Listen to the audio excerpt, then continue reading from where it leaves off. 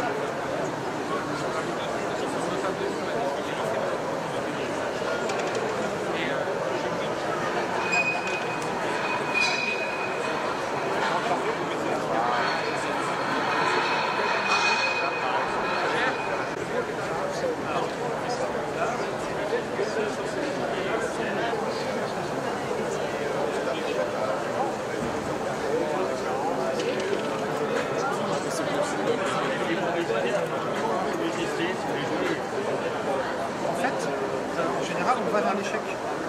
Eisenhower. Et la tête.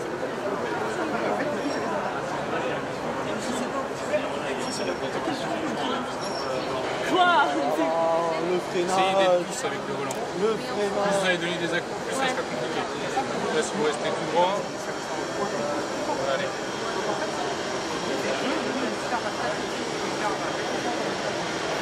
Ça qui est bien extrêmement épais.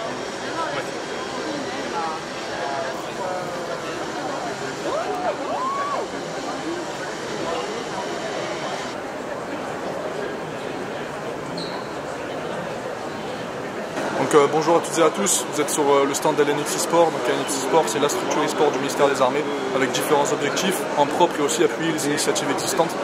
Donc en propre, nous, 3 champs d'action principaux: rassembler les différents joueurs militaires et entités qui existent aujourd'hui, venir aussi rayonner au niveau national, international et mondial, et enfin la recherche dans l'eSport. Donc rassembler ces différents militaires qui pratiquent de différentes armées, armées de l'air, armées de terre, venir fédérer, faire des compétitions inter- et intra-armées afin d'en tirer des talents, de constituer une équipe de France à LNX eSport pour ensuite aller défier nos homologues européens et mondiaux, les différentes armées étrangères qui elles aussi sont déjà pas mal développées dans le domaine. Ensuite, au niveau recherché, la pratique de l'e-sport sollicite des compétences, qu'elles soient sociales, neuromusculaires, cognitives ou mentales. Donc sur des jeux gaming qui n'ont pas forcément un but e-sport, c'est surtout mettre un accent sur les aspects sociaux de cohésion, de communication, de leadership, etc. Et sur des jeux un peu plus compétitifs, on retrouve ces éléments, mais notamment tout ce qui est compétences neuromusculaires, précision, agilité, coordination, dextérité avec de la motricité fine, compétences cognitives, savoir décoder son environnement, prendre la bonne décision au bon moment, être vigilant, faire preuve d'attention et de concentration. Et enfin aussi tout ce qui est compétences mentales. Des fois on peut faire face à des situations stressantes dans les différents jeux auxquels on exerce, donc c'est savoir aussi gérer ses émotions, gérer son stress, savoir faire preuve de confiance en soi, de motivation dans sa pratique, et c'est ça qu'on essaye de chapeauter au niveau du MINARM. Donc comme je vous le disais, on appuie aussi des initiatives au sein du ministère des Armées comme l'AEEG, donc l'association e-sport gaming de l'armée de l'air et de l'espace, qui va vous être présentée dans un instant. Donc pour sensibiliser les généraux, mais en fait c'est directement l'ancienne ministre des Armées Florence Parly qui a impulsé cette initiative en collaboration avec Emmanuel Kiva, donc, qui était l'ancien numéro 1 de l'Agence Innovation Défense, qui ensuite est parti à la DGA. En fait c'était quelqu'un de très sensible déjà à tout ce qui était e-sport gaming qui était favorable. Il y a eu des discussions en interne pour lui en parler et l'amener éventuellement cette idée-là. Et du coup, ça a été validé en amont directement, ce qui nous a permis de très rapidement constituer LNX avec une association tripartite avec l'Agence Innovation Défense pour le côté défense, militarisation et institutionnalisation. Le côté, enfin les jeunes IHEDN pour le côté RH et jeunesse du projet. Et enfin un petit peu e-sport, donc cette société e-sport qui est notre partenaire technique, que ce soit au niveau des ressources humaines, ressources matérielles ou aussi sur des conseils sur l'organisation, etc. des espaces qu'on nous voit aujourd'hui.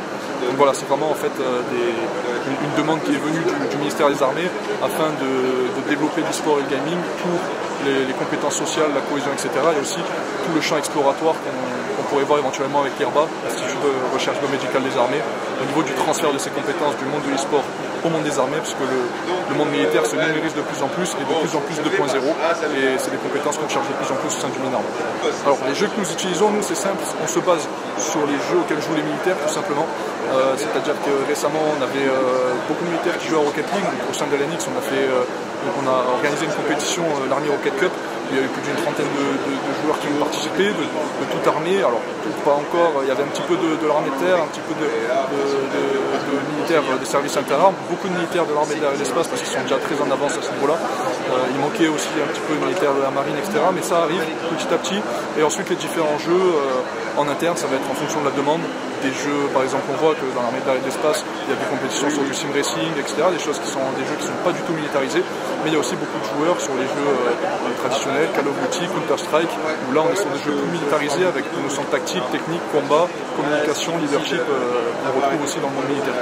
Alors, en fait, l'avantage des jeux vidéo et des sports, c'est que nous on les utilise non pas pour remplacer ce qui se fait déjà au sein du Minarme, parce qu'un fantassin aura toujours besoin d'une condition physique opérationnelle, et il y a déjà des simulateurs, etc. Mais l'intérêt, c'est que dans les jeux vidéo, notamment les jeux vidéo militarisés, on retrouve des codes techniques, tactiques qui peuvent permettre soit de tester de nouvelles choses, soit de mettre en pratique ce qui a peut-être été vu en amont en théorie. Le but est vraiment de venir compléter en fait l'entraînement que peut avoir le militaire, surtout qu'on n'invente rien. En fait, l'e-sport existe déjà énormément dans le civil, mais les militaires jouent aux jeux vidéo. Donc au lieu de mettre ça sous le tapis un peu comme si c'était tabou, on décide de prendre cet outil et d'utiliser pour justement développer le côté tactique, le côté technique, les différents modes d'action qu'on peut retrouver sur des jeux bien sûr plus ou moins réalistes en fonction de l'objectif recherché. Alors c'est vrai qu'il y a une nouvelle génération qui arrive qui est très sensible à l'e-sport et au gaming. Après nous on a un axe de prévention là-dessus où on rappelle que ce qu'on retrouve dans un jeu vidéo c'est pas ce qu'il y a dans la réalité inversement, donc attention là-dessus. Après nous l'objectif c'est vraiment sur les différents jeux sur lesquels sont intéressés les militaires, c'est de pouvoir faire des compétitions intra et interarmées, de pouvoir faire nos équipes LNX e-sport internationales et d'aller défier les armées étrangères. Au niveau des généraux, leur réaction, on a eu un petit peu de tout, notamment au précédent FID 2021, il y a 2 ans. On venait d'arriver, on venait d'être annoncé par la ministre des Armées, donc on a eu quelques réticences, quelques incompréhensions, ce qu'on comprend tout à fait, puisque ça peut être un monde nouveau pour les généraux, etc., qui ne connaissent pas. On voit déjà qu'en 2 ans, il y a eu un travail d'explication qui a été fait, car aujourd'hui, on a reçu le chef d'état-major des armées, on a reçu le chef d'état-major de l'armée de l'air, major général de l'armée de l'air, etc. Et il y en avait qui étaient très fans de la pratique, d'autres qui la découvraient, mais qui trouvaient ça très intéressant et qui voyaient son intérêt pour tout ce qui est la cohésion des militaires, qui puissent se retrouver hors service, quand ils ont fini leur travail, etc. Mais aussi pour le côté opérationnel, pouvoir s'entraîner sur, au final, avec des outils qui au final sont moins coûteux que ce qu'on peut trouver, soit l'entraînement réel, soit même les gros simulateurs, qui bien sûr sont hyper importants dans la préparation d'un OPS, mais là, que les militaires puissent se retrouver entre eux sur des ordinateurs à la maison plutôt abordables et jouer ensemble et retrouver quand même les codes militaires, c'est quelque chose qui les intéresse et auquel ils trouvent un intérêt et un réel engouement. Alors LNX, c'est très simple, c'est l'abréviation de Lynx. Lynx, pourquoi? C'est l'animal totem de l'Agence Innovation Défense. Et comme en fait c'est un projet qui a été certes impulsé par le ministère des Armées, mais également par l'Agence Innovation Défense, on a décidé de reprendre leur logo, enfin leur animal totem, et de le créer en logo avec l'abréviation LNX. Parce qu'on sait qu'en plus dans le monde de l'e-sport, on aime bien les abréviations, les éléments simples à dire, notamment après pour les retransmissions, les compétitions, etc.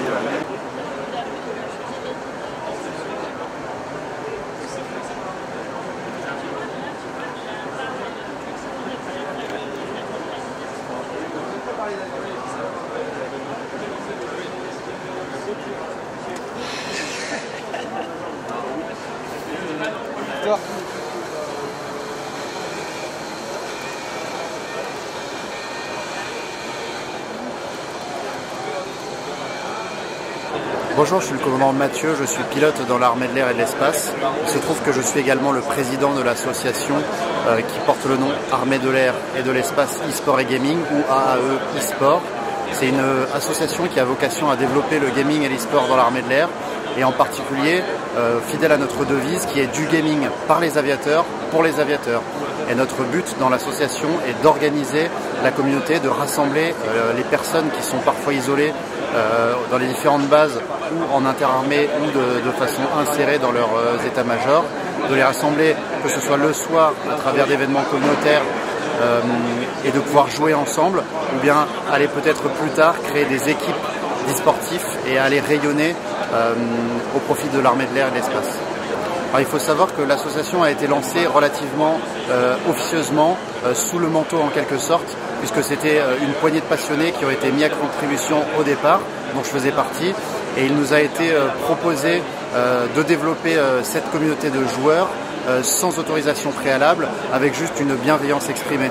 Donc on a réussi en fait en quelques mois à passer de 2 à 3, 4, 5 et quelques dizaines de joueurs. Et puis un jour, le colonel de Saint-Nicolas qui nous a lancé a expliqué qu'il serait très intéressant d'avoir un crunch contre les Anglais sur un jeu Formula One 2022 à l'époque, puisque c'était un jeu neutre et on ne voulait pas pouvoir être taxé de récupération de jeux militaires, etc. Donc on est parti vraiment sur un terrain neutre. Et grâce à cela, on a réussi en fait à monter une équipe d'e-sportifs sur le jeu F1, une dizaine d'entre eux. On devait affronter 10 Anglais et c'est comme ça qu'on a lancé l'aventure. On a donc lancé cette fois-ci un message officiel pour rassembler les joueurs de ce jeu et nous sommes montés à environ 200 ou 300 joueurs. À l'occasion d'un autre événement qui était proposé par LNX que vous avez vu tout à l'heure, nous sommes montés à environ 700 joueurs, puisqu'ils ont proposé un tournoi de Rocket League qui est un jeu très populaire dans le milieu de l'e-sport. Et comme nos aviateurs sont avant tout des citoyens français qui sont joueurs, nous avons donc conquis une grosse base et nous sommes montés à environ 700-800 joueurs. Et aujourd'hui, avec un tournoi sur le jeu Counter-Strike, nous avons rassemblé à ce jour 1200 personnes et nous avons en ce moment même un tournoi qui rassemble 30 duos de différentes bases aériennes et qui s'affrontent pour représenter leur base. Là aujourd'hui, on a ce tournoi qui est dans l'armée de l'air interbase, à l'image des sports traditionnels. On ne fait que reprendre les codes des sports traditionnels et on est déjà contacté par l'US Air Force, la Royal Air Force, la British Army et donc un certain nombre de pays de l'OTAN qui sont eux déjà très avancés dans la démarche de l'e-sport. Et en avant-première, je peux vous annoncer qu'au mois de janvier, on devrait participer à un tournoi sur Call of Duty et Warzone pour lequel on est invité à aligner le nombre maximum d'équipes que l'on a à notre disposition. Et si cet événement fonctionne bien, il est question qu'il y ait 3 majeurs dans l'année dans ce qu'on appelle une ligue militaire internationale. La force de l'e-sport est d'être disponible avant tout sur Internet et donc on n'a pas besoin de physiquement rassembler les joueurs pour pouvoir concourir et organiser le tournoi. Donc la première étape est de le produire sur Internet, chacun dans nos réseaux mais avec une plateforme qui va rassembler tout le monde et à terme pourquoi pas organiser des événements majeurs, des LAN, des rassemblements et pouvoir avoir une médiatisation du phénomène et si possible avoir un rayonnement vraiment plus large. On parle à terme de Jeux Olympiques e-sport et pourquoi pas militaires. Initialement, les personnes étaient peut-être un peu réfractaires, il pouvait y avoir certains tabous dans la pratique du gaming. Du coup, notre tâche, et celle qui existe toujours aujourd'hui, c'est vraiment d'expliquer que pour 80% des Français, ils sont joueurs et donc de la même manière, les militaires sont des citoyens et donc des joueurs à 80% d'entre eux. Et il serait temps de mettre ce tabou de côté et en fait de favoriser une pratique qui va de toute façon exister au sein des armées et plutôt qu'elle soit mise sous le tapis, eh bien l'idée c'est d'en faire une force, d'utiliser l'outil puisqu'on sait qu'avec l'e-sport on peut vraiment développer des capacités cognitives, neuromusculaires et de communication qui sont très importantes dans un espace et un terrain de bataille qui est toujours plus numérisé aujourd'hui. Aujourd'hui, les finances sont essentiellement privées. Notre statut d'association nous permet de démarcher des partenariats et d'obtenir des aides. On remercie en ce sens l'entreprise Waller, qui est un gros du milieu du numérique, et c'est un réseau social professionnel qui nous permet aujourd'hui de nous organiser, d'organiser nos équipes et le travail de notre bureau, puisque notre activité est essentiellement en ligne, il nous faut des outils solides et ce partenaire, par exemple, nous permet un travail de qualité. On a d'autres partenariats qui ne sont pas encore aboutis, mais à la manière d'autres structures e-sport, nous avons démarché des sociétés connues du monde du jeu vidéo et du matériel et nous pouvons fonctionner par exemple par le lien d'affiliation pour obtenir des commissions et des financements et tout cela est en train de se développer à l'heure actuelle. Nos armées nous ont donné des intentions de financement Et l'avantage qu'elles ont à passer par nous, c'est qu'on peut en fait défricher le terrain et le besoin, et on doit maintenant prendre rendez-vous et leur proposer nos budgets pour voir quel financement ils pourront nous apporter.